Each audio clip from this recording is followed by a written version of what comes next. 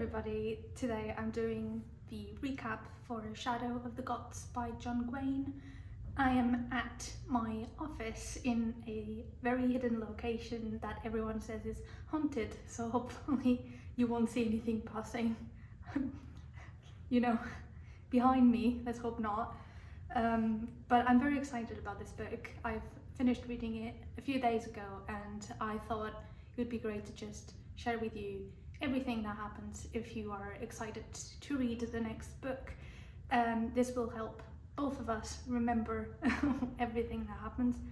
And this book is full of energy. It has an amazing cinematic brilliance. It's brilliant in terms of how cinematic it is, and it plunges the readers into a world shaped with violence, ambition, and the echoes of long dead gods. So these gods had a huge fight in the past, say a century ago, and they led themselves into extinction, and the only thing that remains is their bones, which you can see even if you look at the map that is on the book on the first pages.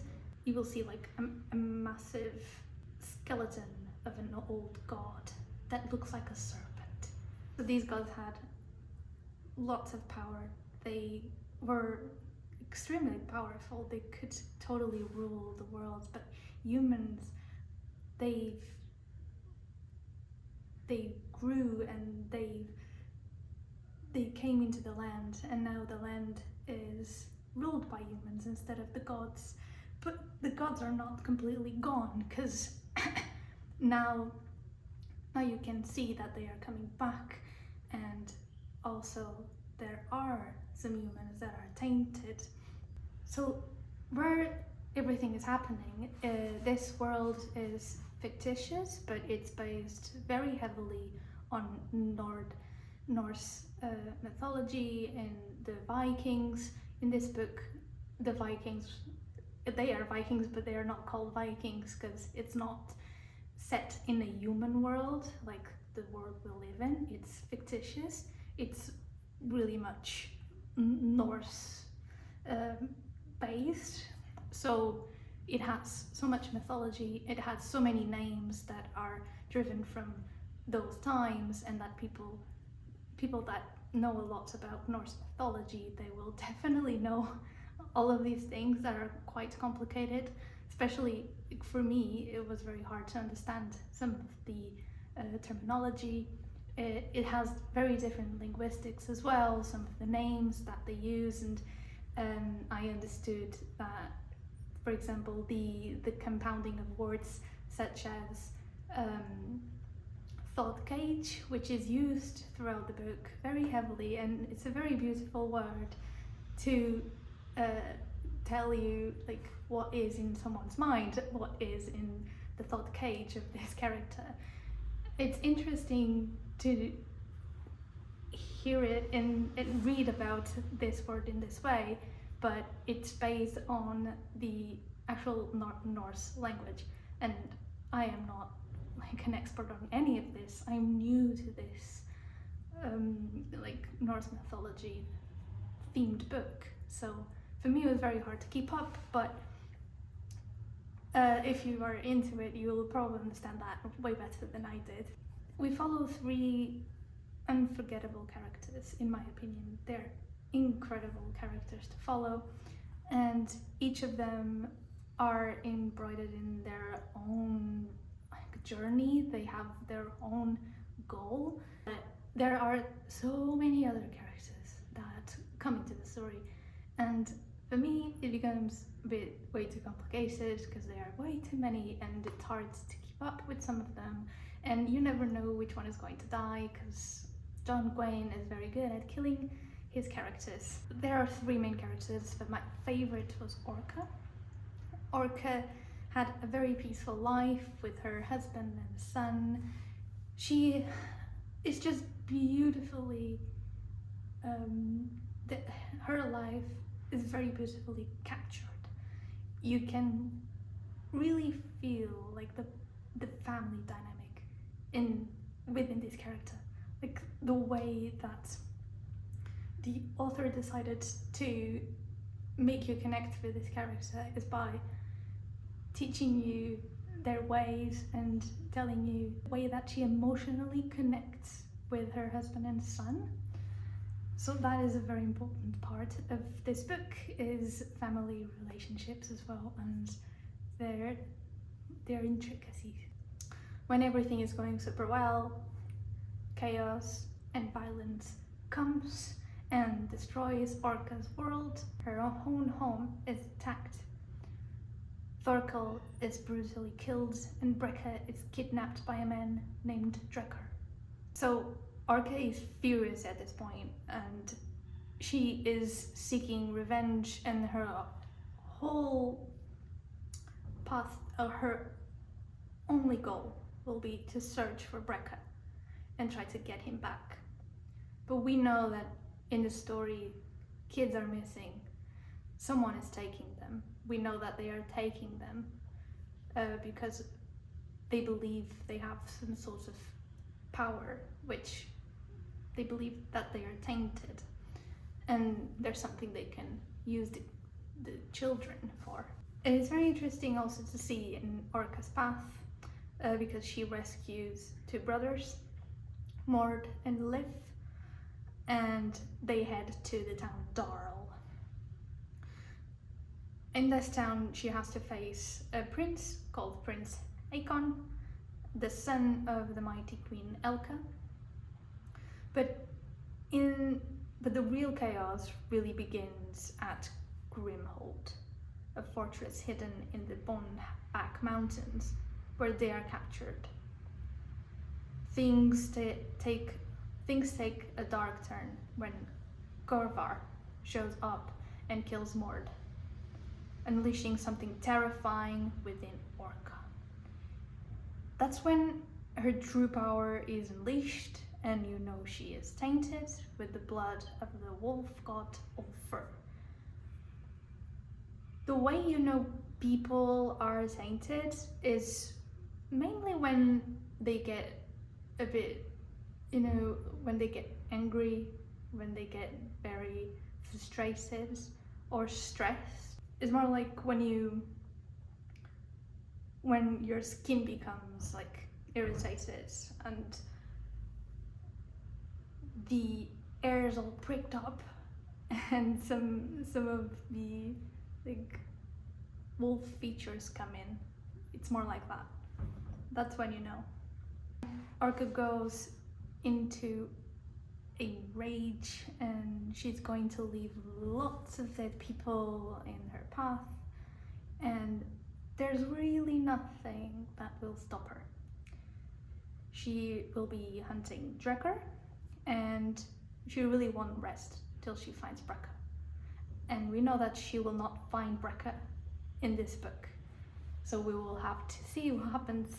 And the way the book finishes, it's actually fascinating, and she is like soaked in blood, and you have a very weird being with her. I don't remember the name of that one, but there is a creature that the creature thing is eating teeth. So the creature finds teeth and he's like eating and chewing on them, and it's so weird. But these characters are just so funny and disgusting. But she has lots of children in front of her, and she's like, oh my god, I'm not finding Brecca. Brecca is not here. So you know that Brecca is not there, but you kind of assume that because she is tainted, that means Brecca will be tainted as well. So that's something that you kind of expect for the second book. And yeah, you have Varg, which is my second favorite character, and he is a thrall, which means he's a slave in this world, and he has nothing. He's just poor and just miserable person. But he has an awful past. He lost his sister and he loved her dearly, and you know this because John Gwynne makes the absolute certain that you know that he really loves her. So that's repeated along the book. lots of time. So to do that, he needs to find a sore witch to perform a ritual that reveals the last moments of the dead.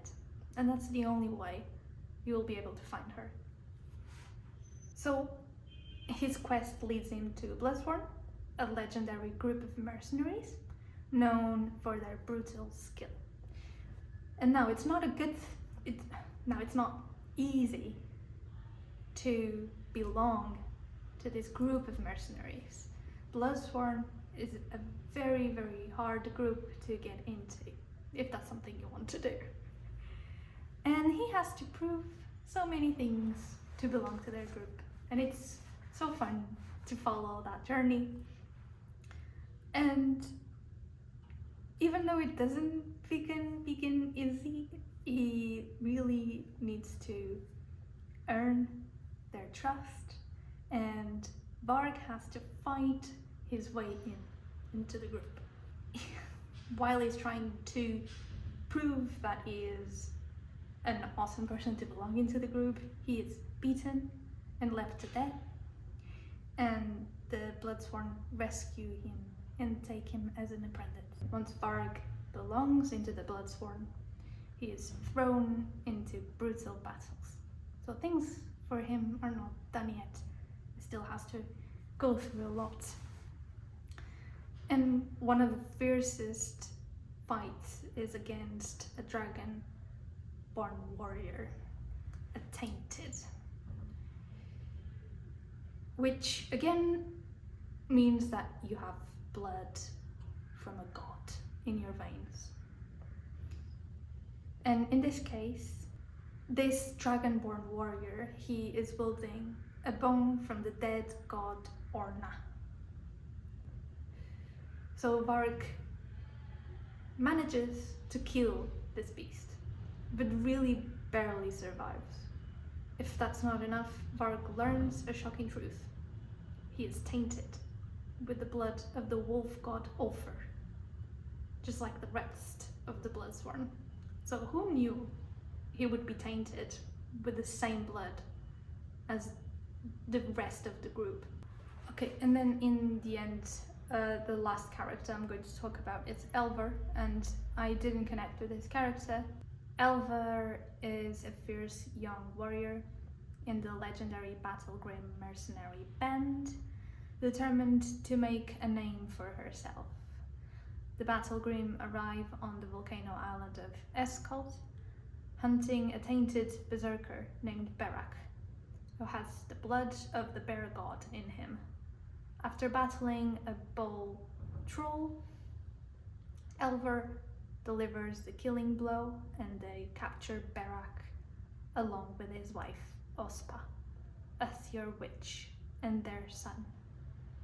It's very interesting that throughout the story there are little tales that are told which even bring out this Norse mythology vibe, like to its max. There's like a few stories, for example there's one that includes a thrall, and it was just a very funny story that was within the book. It was not really important for the story, I think, but it was just a fun, like, folklore kind of thing that was included in the book, and that was fun.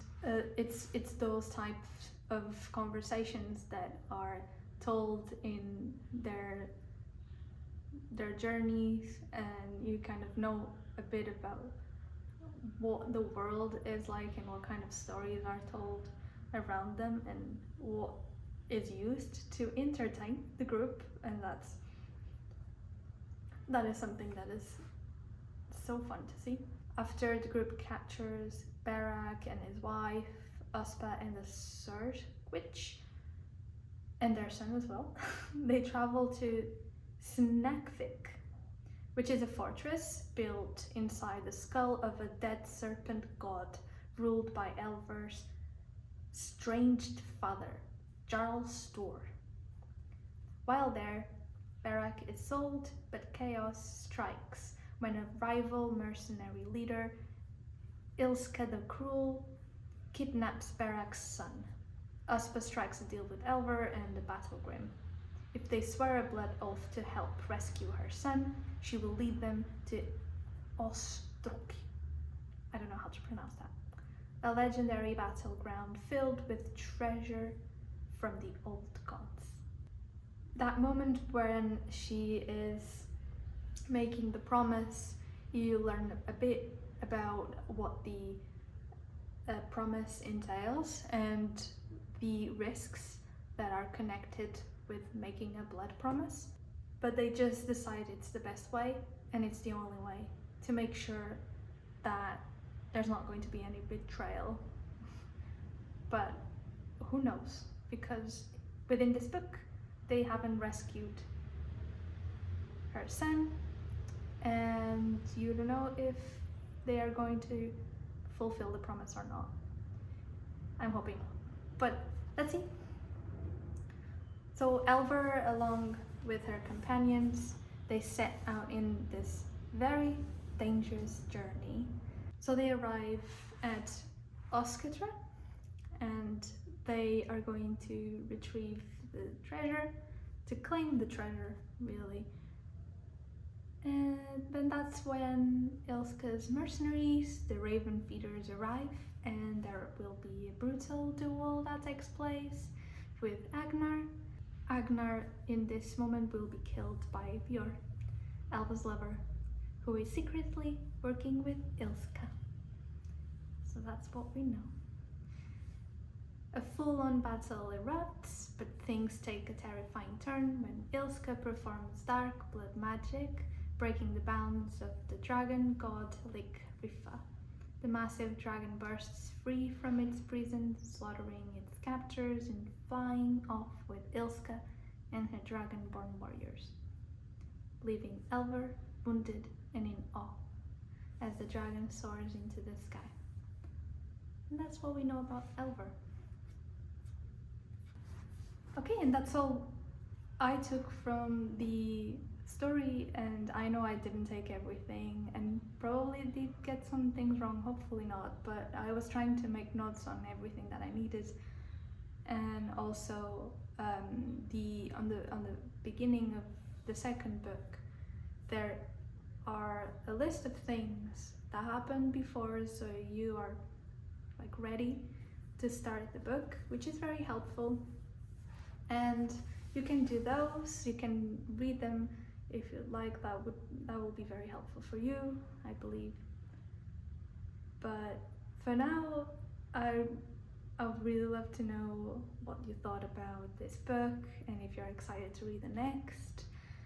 And if you like this type of video, let me know so I can try and plan some other recap videos for you. And that's all for today. And thank you so much for sitting and listening to what I have to say. And have a great day. See you soon. Bye.